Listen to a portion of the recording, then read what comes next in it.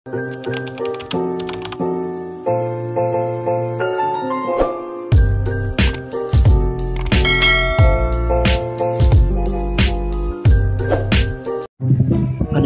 araw na naman guys.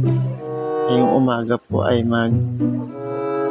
magsasangag po tayo ng sinangag para pabaon natin. Ayan, habang iniinit po natin ang kawali, lalagyan po natin siya ngayon ng mantika.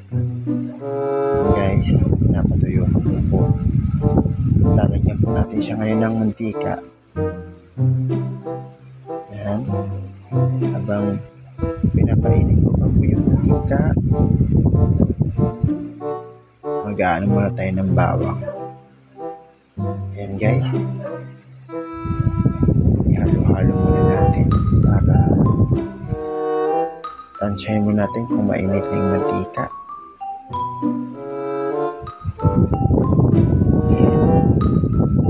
Halo-haluin muna at medyo mainit na yung kawali. Ayan natin lagyan ng bawang guys. Ayan na. Nilagyan ko na siya ng bawang. Ang bango po ng amoy ng bawang. At dinurog-durog ko na po siya sa kawali. Pasensya na kayo guys, sa aming kawali may itim po siya kasi lumang-luma na po talaga yung kawali namin. At nilagay ko na po ang kanin.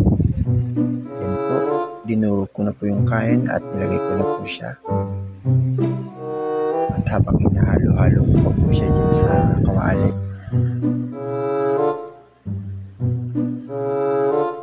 ayan po, dinurog-durog ko po siya sa kawali para medyo mainit, masarap po kainin. Ayan, habang hinahalo ko po siya, ako po ay binibidyo ng aking kapatid. At pasok na po tayo ulit ng trabaho. Ayan po guys, bumibiyahe na po tayo papuntang trabaho ulit. Nakarating na po tayong trabaho. Ayan, umakita po tayo punta sa trabaho. At akit na tayo ng escalator. Tapos na naman yung araw, uwian na naman. Yan po, pauwi na po ako ng bahay. At yan, bumibiyahe na naman tayo pauwi. Pagdating ko sa bahay, pinakain ko na nga po si nanay.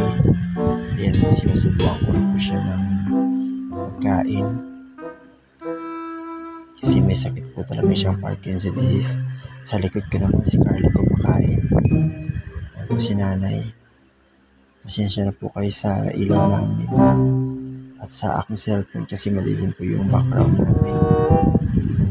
Guys, at ako po ikakasubo rin ng konti kasi nagugutom na ako. Ayan po sa pila sa gilid namin, nakatingin sa akin habang kumakain ako.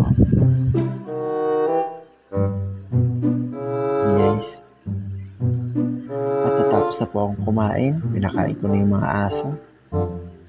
Ayan, binidyohan na ako ng kapatid ko. Siya na muna ang videographer ko ngayong araw na to. Ayan po, hinihimay-himayan ko na ng pagkain si Cookie at si Frida para hindi sila bilaukan sa ulam. Ayan po, nagwawala na po yung aso namin dyan. Ito siya guys, bang